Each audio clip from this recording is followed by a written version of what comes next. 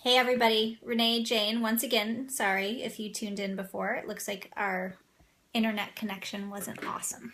So we are back. All right, so I want to say a few things. One, if you're joining, thank you. It's so good to be here. I have not done a Facebook Live before, so this is my very first time, and I'm really happy. And also, please say hi, by the way, right below. I want to see you and hear from you, and if you have questions, please write them. Hi, John. It's good to see you. Hi, Michael. Hi, Christy. Blast from the past, Michael. Wow, that's amazing. So the reason I'm doing this, and I'm going to be doing a series of Facebook Lives throughout the course of this month, and for those of you who don't know, again, Renee Jayne, and I'm a holistic nutrition practitioner. I've been in business now for 7 years, and lots has changed in my life in the last few years, and also in the world, and the way that I'm starting to work with our community and do things in terms of health and life coaching is changing and evolving. And I really want to start a podcast, and I want to do a lot more videos and speaking. So this is a great opportunity to connect with you all. So again, hi. So good to see you. Hi, Jessica. Good to see you. And one of the conversations that I'm going to be talking about, actually, I don't know if you can all see this, but it's a question. That's probably backwards for you, I think. But it says, are you addicted to being broken? And I'm going to be doing a workshop on that next week. And I want to break down just for a few minutes today what I mean by that. So I'm going to talk about that. And I'm also going to talk about this idea that it's not other people's job to love you. And so for those of you who might have been following me for a long time, you might know that a tagline and branding of this business and wellness company that I have is called Love Yourself Naked. And ultimately, this idea to just kind of open your mind to today that it's not other people's job to love you, it's yours. It's a very potent quote, and it's got a lot of wisdom behind it, that it's our job to show up literally every single day and find ways that we can feel more connected and intimate in our own relationship with self. And so it's so good to see you. Hi, Dave. And again, one of the things about, as for those of you who are just joining, this idea of addiction to being broken that has really struck me. And I have to admit to all of you that for the last year, I've definitely been working behind the scenes a lot in my business, doing lots of building the root system to really make this a sustainable practice to help more people and impact more people. But I really haven't put myself out there a whole lot. I think part of it has been that I've been changing my focus a little bit about what I want to talk about and what I stand for. And then I also think the other part of it was, to be really blunt and authentic, a little bit of fear around these different ideas and conversations. And maybe some of you can relate to that. Hi, Richard. I can't wait to do some videos with you soon. So with this Facebook Live, one of the things that I have a goal of, and this may not happen just on this call, but just in general, is that I want everybody to know their value. Really, this is my intention for my purpose and for all of you watching. And the idea of knowing your value, it impacts your mood, it impacts your gut health, it impacts your health and happiness from a mental health perspective, an emotional health perspective. And if we don't know our value, then what ends up happening is we start attracting our life from this place of quote unquote brokenness. And I was just, prior to this, I literally just rushed in the door. I was meeting with a client, and one of the things he was sharing with me, this is a small example of this idea of quote unquote brokenness. He was sharing with me that when he turned on the television recently, he just saw this picture of a huge Coca-Cola, those big gulp things, and there was this really handsome buff guy drinking it, and he had all these women around him, and they were all smiling. And it's the epitome of our culture right now, and our social culture, of making something like the high fructose corn syrup and the sweet sugar that's in Coca-Cola look beautiful and fabulous. And if you have this, then you'll have women surrounding you if you're a man, or you'll have these happy moments and great bodies and all of that. And there's a really deep epidemic going on in our culture that I will be talking about more and more through Facebook Live. but also in a workshop that I'm doing, by the way, on August 10th. So if you're not on my list to get access to that, go to reneejayne.com and I'll share it with you. But the bottom line of this epidemic is that there's so many little undertones, and it's really hard to miss them when we become used to them. And these undertones are feeding us into this mainstream idea that we are broken, or that we need to be fixed, or that we are fragile, or maybe even a victim of our circumstance. And to be frank with all of you, I'm done with it. I'm really done with it. When we look at our political climate, when we look at our environmental climate, when we look at our health industry and how much the health and wellness industry has grown. Hi, Gretchen, by the way. It's good to see you. And Cheryl. Hi, Catherine. When we look at all these things, in my mind is very analytical, and I take a lot of time to really look at how people are being marketed to. One of my degrees is in marketing, and it's very fascinating in one regard, but it's really scary in another, because on every direction and every front, whether it's on social media, where we're all here together, or whether it is by driving, by a billboard that advertises the next pumpkin spice latte from Starbucks, there is this little tiny nuance that says, like, unless you have this new thing, you will not be whole. So you need the Starbucks to be whole, or you need this new magic pill. And to be frank too, I'm sure I did this in the 7 years of my health and wellness business so far. But now that I'm aware of it, I don't. But we also are exposed to a lot of wellness marketing and the diet culture, where we market directly towards a person's shame and directly towards this idea of victim mentality. And like I said, if you're just joining with us, I'm really done with it. Like I'm when I say I'm done with it, I'm done with marketing towards fear. I'm done with talking about it. And it's not that we can't talk about fear, because fear is real.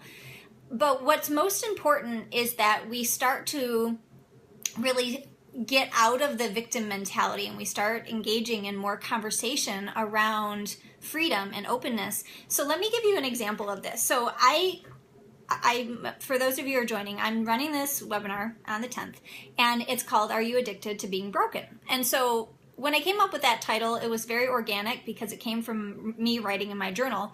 So I Googled that title because I wanted to see if anybody else was talking about it.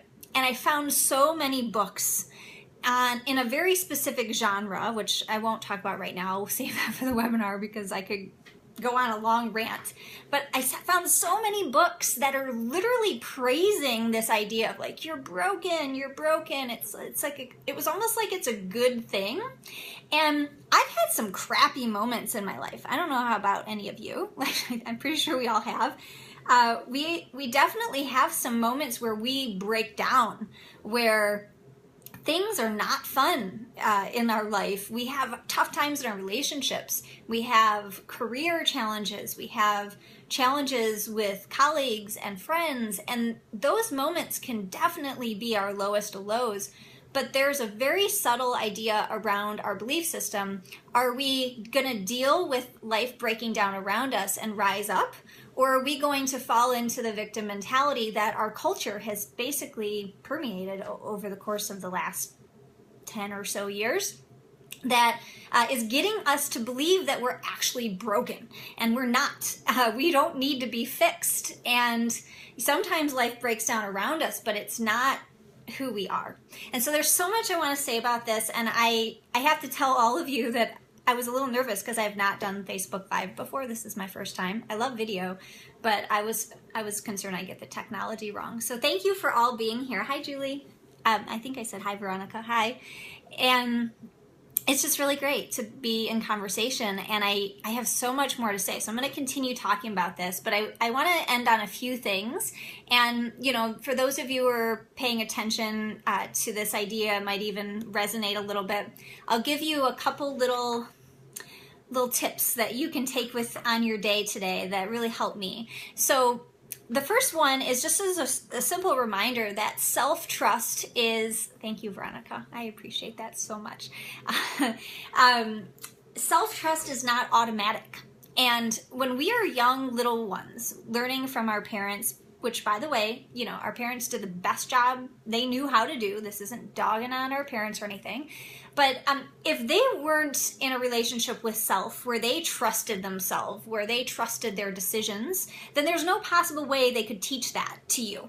And so if we grew up in that kind of culture, or maybe we went through a really tough time in certain relationships in our life, we could have lost some of our trust with self because maybe we made some bad choices in who we were dating, or maybe we made a bad career choice. And so we start to have a bad relationship with the self, or the trust of self. And so what I want to do is just remind all of you today that self-trust can be taught, and it's so important. It's probably one of the most important things that we have going for us right now. And the way that we learn self-trust, hi Julie, so good to see you, is we are our word with ourselves. We make choices every single day, and we show up for them. And when we aren't our word with ourselves, what that does is it directly diminishes our self-trust, and it also directly diminishes our self-esteem.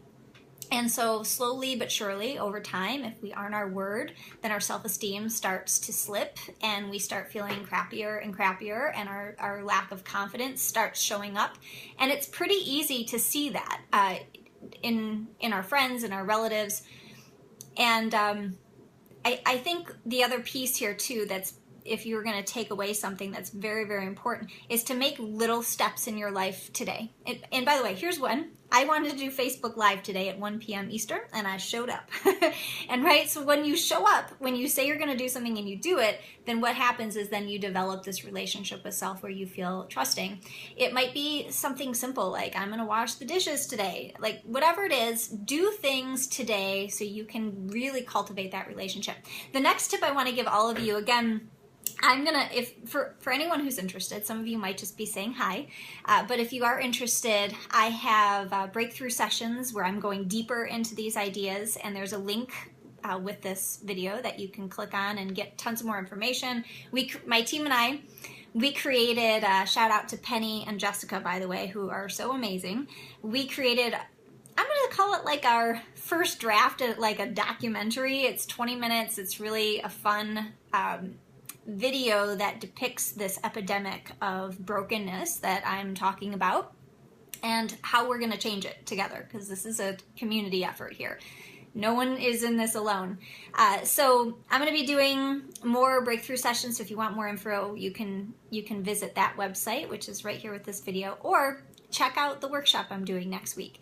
And one of the things I'm going to be talking about, and I'm going to give you a little tip today, is what I'm calling the Smile Challenge. And I remember a yoga teacher once saying to me that, you know, if you're smiling, it's really hard to have a crappy day. And the fake smiles sometimes are fake, you know, like who hasn't had the smile on the outside, but like inside your eyes you're just in massive pain. Like, we've all been there. But I really like to believe that if we have a clear intent and a clear focus to feel our feelings and to do the internal work, then forcing ourselves to smile throughout the day can be a life changer. And don't take that like as just a random tip. It's like really a life changer. If you take anything from this, what would happen if you just forced yourself to smile all day today? I think it'd be really powerful. The other thing I want to share with you, and this is the last one, and then I'm going to wrap up, and we're going to visit with each other on Thursday. I'll do another Facebook Live then. But I want to invite all of us in this, I'm going to call it a new world we're in right now, because our world is changing and it feels more rapid. Like, I feel like time is going way faster. Does anybody else feel that way, or is it just me? Hi, Jay. Long time no see. So one of the things that I want to invite all of us to do is to really be committed to doing the inner work, because our world is set up culturally and socially to constantly be pulling ourselves outward. You know, there's shiny object syndrome everywhere. Our attention span is very minimal. I don't know how long it is now, like what, 11 seconds or something? And if something doesn't interest us, we just like click off and we're done and we're on to the next thing. And it's such a big deal for us to be regularly looking for what on the outside can fulfill me. And so what I really want to do today is, just as a wrap up, invite all of us into being committed to doing the inner work, to being a little bit more in silence, to compassionately considering other human beings. Because when we really consider other people, or we take some time to listen, and we're really authentic in that connection with another person, what can happen is it creates a connection and reflects it back to us that allows us to do more inner work. You know, and a couple of quick examples of that, like I remember a couple years ago, I just kind of stopped calling some of my friends. I apologize, but it just seemed easier to text. I got into that whole world of like, oh, we just text now. Why bother calling? And I have to admit, I miss that. I'm going to give a shout out to my good buddy Cassie, because she's like really good at calling. She just calls. I mean, and it teaches me every time, like, just pick up the phone and come back to that compassionate connection that we so badly are craving with other humans. And the problem in our society is this continued idea of brokenness, and it's not spoken necessarily. It's an undercurrent that's weaved throughout the Facebook pictures we see, through the magazines that we look at, the headlines on the magazines, the advertisement for pharmaceutical drugs. When you have this, then you'll be happy. And I'm not saying that there isn't a place for a lot of these things. Certainly there is, and it has helped a lot of people. But I really want to get clear on how we can make some really conscious changes in the way that we live and we eat and we consume, and the way that we take care of our bodies and our health, because honestly, there's nothing more important. And like I said at the beginning, for those of you who are just joining in, you know, my job here as a health practitioner and a life coach and holistic nutrition advocate is that you need to know your value. You really do, and many of you do. And if you do, you got to share it with others. So let's continue the conversation. Thank you all for being here. Hi, Amy. Hi, Angela. Hi, Rosalind. Mwah. I love you guys. Thank you so much for your support and being here. And I can't wait to chat more. So if you have any comments, leave them below, and I will see you all on Thursday. I love you. All right, I'll talk to you guys soon. Bye-bye.